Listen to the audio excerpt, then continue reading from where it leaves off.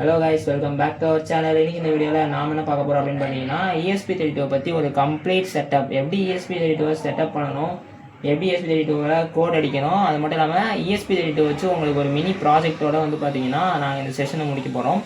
So நம்ம video பார்க்குறவங்களாம் மறக்காமல் வந்து பார்த்தீங்கன்னா லைக் பண்ணிவிட்டு, ஏதாவது நீங்கள் ரொம்ப யூஸ்ஃபுல்லாக இருந்துச்சு அப்படின்னா லைக் பண்ணிவிட்டு சப்ஸ்கிரைப் பண்ணிவிட்டு இந்த மாதிரி சப்ஸ்கிரைப் பண்ணிக்கோங்க நம்ம பில்டெக்ஸ் IoT சேனலில். இந்த மாதிரி இன்னும் நாங்கள் நிறைய வீடியோஸ் போஸ்ட் பண்ணுவோம். மறக்காமல் வந்து பார்த்தீங்கன்னா லைக் பண்ணிட்டு சப்ஸ்கிரைப் பண்ணிக்கோங்க. வாங்க வீடியோக்குள்ளே போகலாம்.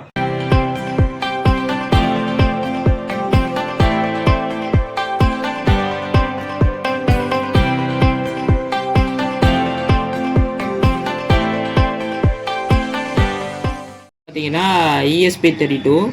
ஸோ ESP32வில் நாங்கள் வாங்கியிருக்க மாடல் வந்து பார்த்தீங்கன்னா ESP32வில் தேவ் கிட்டு.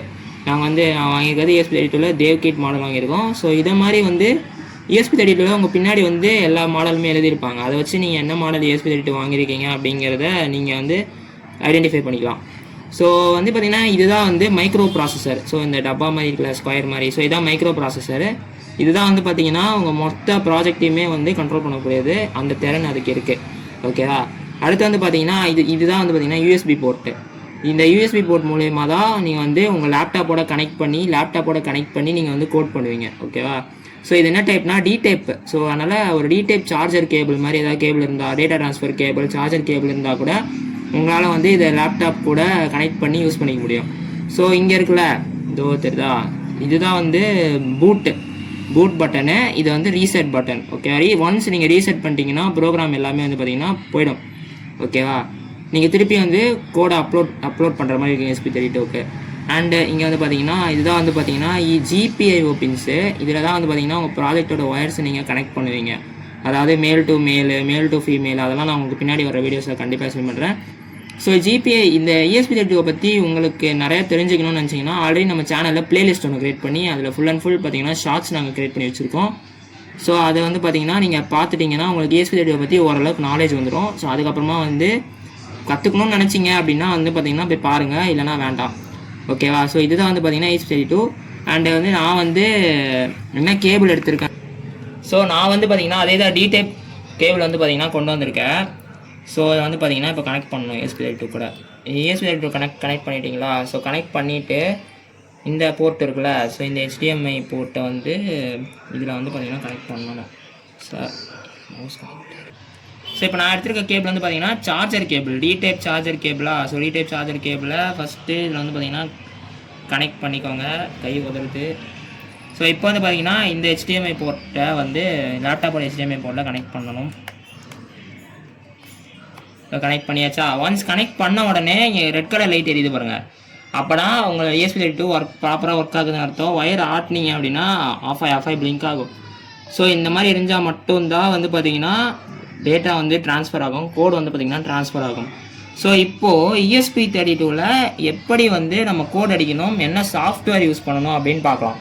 நீங்கள் பார்க்குறீங்கல்ல, இந்த ஆர்டினோ ஐடின்னு போட்டிருக்கு. இந்த ஆர்டினோ ஐடி தான் வந்து பார்த்திங்கன்னா நம்ம ESP32வில் கோட் பண்ணுறதுக்கு யூஸ் பண்ணுவோம். ஸோ இது எப்படி டவுன்லோட் பண்ணுறது அப்படின்னு பார்க்கலாம் வாங்க.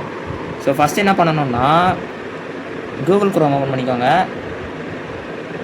கூகுள் குரோம் ஓப்பன் பண்ணிக்கிட்டீங்க அப்படின்னா ஸோ அதில் போயிட்டு வந்து பார்த்தீங்கன்னா ஆர்டினோ ஐடின்னு இருக்கா. ஸோ அதை வந்து பார்த்தீங்கன்னா சர்ச் பண்ணிட்டீங்கன்னா இங்கே ஆர்டினோனே வருது. அப்படி இல்லைனா நீங்கள் ஆர்டினோ டாக்ஸில் கூட பார்த்தீங்கன்னா நீங்கள் ஏற்றிக்கலாம். ஸோ நான் ஆர்டினோக்குள்ளே போகிறேன். ஒன்ஸ் நீங்கள் ஆர்டினோக்குள்ளே போன உடனே ஆர்டினோக்குள்ளே போனோடனே இங்கேயே வந்து பார்த்தீங்கன்னா ஆர்டினோ IDE அப்படின்னு வந்து பார்த்தீங்கன்னா கொடுத்துருக்காங்களா, இது தெரியுதுல, ஆர்டினோ IDE. ஸோ ஆர்டினோ ஐடியில் இங்கே வந்து விண்டோஸ், எனக்கு வந்து பார்த்திங்கன்னா விண்டோஸ் 10 அப்படின்னா நியூவர் 64 பிட்டுக்கு நான் ஏற்றுறேன். ஸோ டவுன்லோட் கொடுத்துட்டிங்கன்னா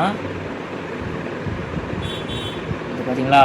ஸோ டவுன்லோட் சென்டரில் அது பார்த்திங்கன்னா இது டவுன்லோட் ஆகிட்டு இருக்கு. டவுன்லோட் சென்டரில் வந்து பார்த்திங்கன்னா இது டவுன்லோட் ஆகிட்டு இருக்கா. ஸோ இதை டவுன்லோட் பண்ணிவிட்டு இதை வந்து பார்த்திங்கன்னா ரன் பண்ணிடுங்க, இன்ஸ்டால் பண்ணிக்கோங்க. நீங்கள் இன்ஸ்டால் பண்ணிட்டீங்கன்னா உங்களுக்கு வந்து பார்த்திங்கன்னா இந்த ஆப் ஓப்பன் ஆகிடும், ஆர்டினோ ஐடி ஓப்பன் ஆகிடும். ஸோ இன்ஸ்டால் பண்ண ஆர்டினோ ஐடியை ஓப்பன் பண்ணிக்கோங்க.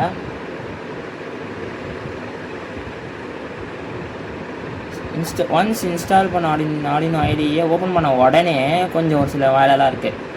ஸோ வந்து பார்த்திங்கன்னா ஃபஸ்ட்டு போர்ட்ஸ் மேனேஜர் போகிறதுக்கு முன்னாடி ஃபைலில் போயிட்டு